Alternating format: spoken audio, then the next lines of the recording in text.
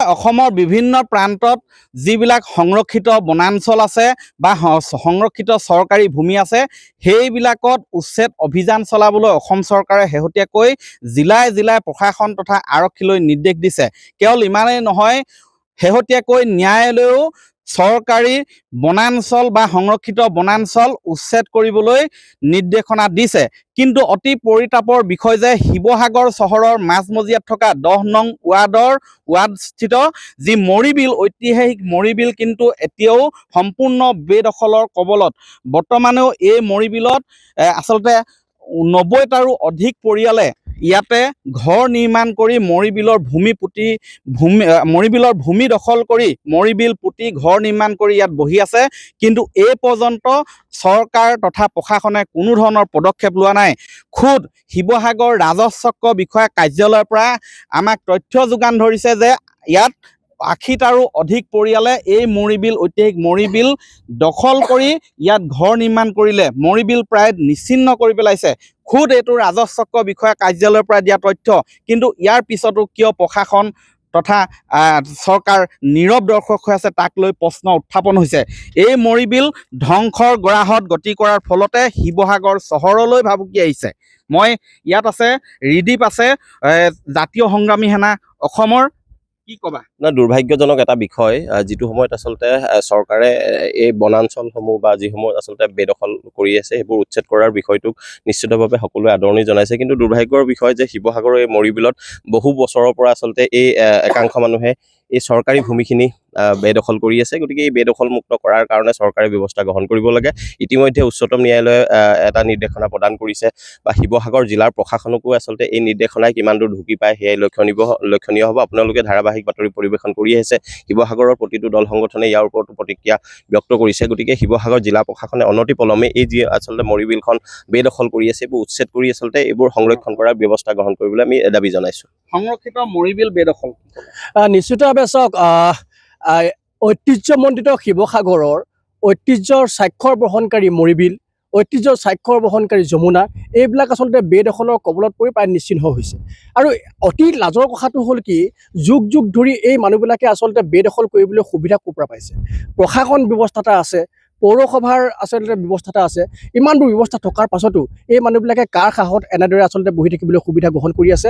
এইটো আমাৰ কাৰণে ডাঙৰ প্ৰশ্ন। আমি এটাই আহ্বান জনাইছোঁ, যিহেতু ইতিমধ্যে ন্যায়ালয়েও এই বিষয়বিলাকত হস্তক্ষেপ কৰিছে, জিলা প্ৰশাসনেও গোটেই বিষয়টো নলেজত আছে। গতিকে এইবিলাক উচ্ছেদ কৰি মৰিবিল আৰু যমুনা এই দুয়োখনকে আচলতে সুৰক্ষা প্ৰদান কৰিবৰ কাৰণে আমি আহ্বান জনাইছোঁ। কি ক'বা ছাত্ৰ মুক্তিৰ ফালৰ পৰা? চাওক, শিৱসাগৰৰ ঐতিহাসিক যমুনা আৰু মৰিবিল এই দুয়োটা আচলতে সম্পদতে অবৈধভাৱে বেদখল হৈছে আৰু অবৈধ আগ্ৰাসন হৈছে। এই আগ্ৰাসনে, যমুনাৰ আগ্ৰাসনে শিৱসাগৰৰ নগৰখনলৈ আচলতে গোটেই শিৱসাগৰ নগৰখনলৈ কৃত্ৰিম বান সৃষ্টি কৰিছে। আৰু যি মৰিবিল আছে, এই মৰিবিলত আচলতে ডাঙৰ ডাঙৰ বিল্ডিং, ডাঙৰ ডাঙৰ অট্টালিকা, ডাঙৰ ডাঙৰ ব্যক্তিগত কলেজ বা বিদ্যালয় বনাই এই গোটেই মৰিবিলখন পুতিবলৈ দেখা পোৱা গৈছে। আৰু যেতিয়া এই মৰিবিল উচ্ছেদৰ বা যমুনা উচ্ছেদৰ ভুবুভা হয়, তেতিয়া ৰহস্যজনকভাৱে কিন্তু শিৱসাগৰ যি প্ৰশাসন আছে, শিৱসাগৰ যি এই বিভাগসমূহৰ যিসকল বিষয়া আছে, ৰহস্যজনকভাৱে নিমাত হৈ যায়।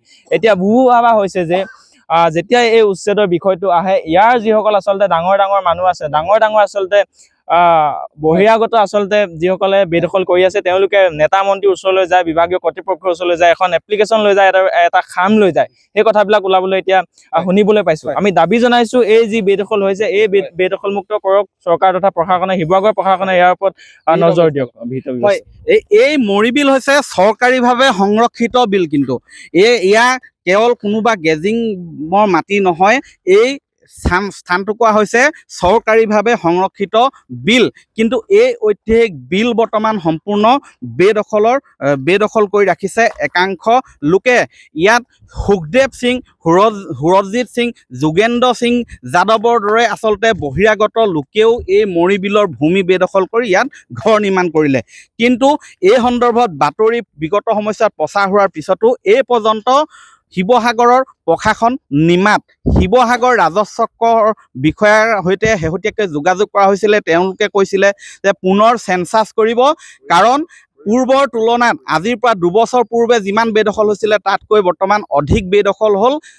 90টাৰো অধিক পৰিয়ালে বৰ্তমান ইয়াত বেদখল কৰিলে আৰু এই যি ভূমিত অট্টালিকা বনোৱা হ'ল ইয়াৰ বহু ভূমি আচলতে এটা দালাল চক্ৰই জালিয়াতিৰে বেলেগক বিক্ৰী কৰি দিলে। গতিকে সেই দালাল চক্ৰ কোন দালাল চক্ৰ ইয়াত চৰকাৰীভাৱে সংৰক্ষিত মৰিবিলৰ ভূমি আচলতে বিক্ৰী কৰিলে, এই সকলোবিলাক পোহৰলৈ আহিব লাগে আৰু এই মৰিবিল সংৰক্ষিত কৰিবলৈ ইয়াত উচ্ছেদ অভিযান চলাব লাগে। এয়াই বৰ্তমান বিভিন্ন দল সংগঠনেও দাবী উত্থাপন কৰিছে। আপুনি বিচৰা বাতৰি পাব কেৱল নিউজ 18 এপত।